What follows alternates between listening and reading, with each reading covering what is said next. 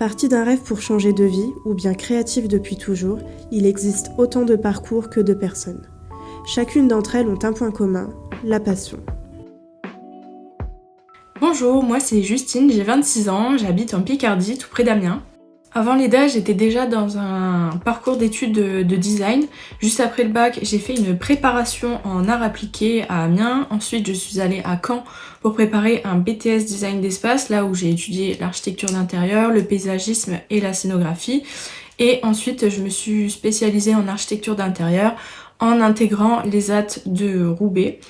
Et pendant ces années d'études, donc où j'ai acquis un niveau de licence en design d'espace, j'ai pu déjà faire quelques stages en architecture d'intérieur.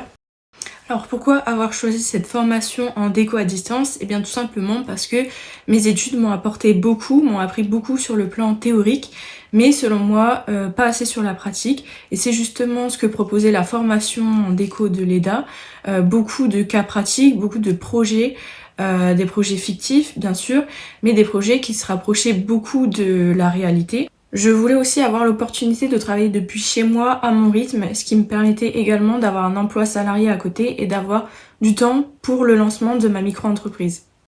L'EDA m'a permis de développer ma créativité, de me perfectionner sur les logiciels, d'approfondir mon organisation concernant les projets, de la découverte du projet en passant par la phase APS, APD jusqu'au planning de chantier, d'étoffer mon book en y ajoutant plus de projets et surtout être accompagnée par les professeurs et l'équipe de correcteurs, toujours dans l'idée de nous améliorer, de nous faire progresser et surtout c'est une équipe très bienveillante et ça c'est vraiment ce qui est appréciable.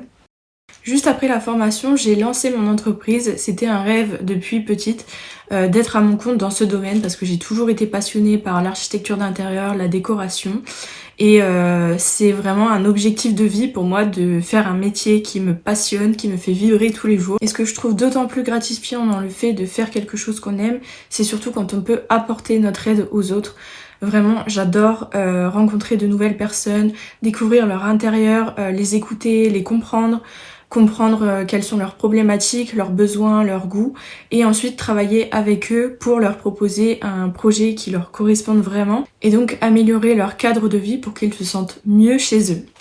Un projet que je peux vous présenter, ce n'est pas un projet de la formation, mais c'est celui que j'ai fait juste après l'avoir terminé. C'est celui de Caroline qui m'a contactée pour aménager et décorer son séjour en y intégrant un coin bureau. Elle souhaitait une ambiance chaleureuse avec des teintes chaudes, des jeux de matière dans un style à la fois contemporain et classique qui correspondent parfaitement au style haussmannien de son appartement parisien. Nous avons travaillé ensemble entièrement à distance et à la fin de ma prestation, je lui ai fourni un dossier complet avec plan d'aménagement, planche d'ambiance, shopping list avec les liens d'achat pour réaliser tout son shopping et avoir vraiment tout ce qu'il lui fallait pour réaliser son aménagement et sa décoration. Je travaille principalement avec des particuliers, mais j'ai déjà réalisé la décoration de restaurants et commerces. Et pour ce qui est de mes prestations, elles sont à la carte, donc je réalise des plans d'aménagement, planches d'ambiance, shopping list, visuel 3D, photomontage.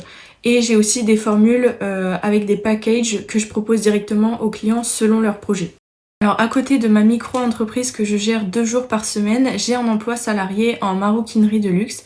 Et mon projet, ce serait de réussir à mieux gérer la répartition du temps de ces deux activités que j'affectionne beaucoup. J'aimerais également beaucoup, c'est un rêve depuis toute petite, d'avoir mon propre atelier qui me permettrait aussi d'accueillir mes clients et pourquoi pas des stagiaires. Eh bien, je remercie l'EDA pour cette interview et je vous remercie de m'avoir écouté. Si vous voulez suivre mon travail, je vous invite à me suivre sur mon compte Instagram justine.maître. Merci, à bientôt. Si vous avez aimé ce podcast, pensez à vous abonner pour ne rien manquer des prochains épisodes. À bientôt pour découvrir de nouvelles histoires avec l'EDA, l'école à distance d'art appliqué. Pour en savoir plus sur l'école et ses formations, rendez-vous sur le site edaa.fr.